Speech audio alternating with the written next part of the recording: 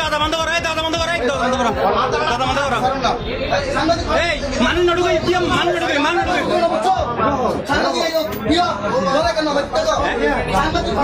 এবার আইতে দিয়ে দিতে, ওই এবার সয় রাখো, এবার সয় রাখো। তক তক তিল।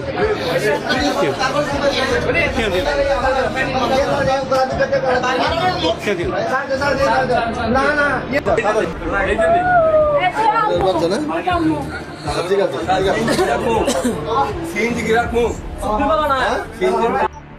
প্রথমে উনি আমাদের থেকে প্রথমে দেখাতে বলছিল, তো একটা একটা করে সবগুলো দেখাতে বলতেছিল আমি 15 লাখ টাকার মধ্যে মানে মাল নেবো, 15 লাখ টাকা আমার কাছে টাকা আছে, আমি 15 লাখ টাকার বরাবর স্বর্ণ কিনবো।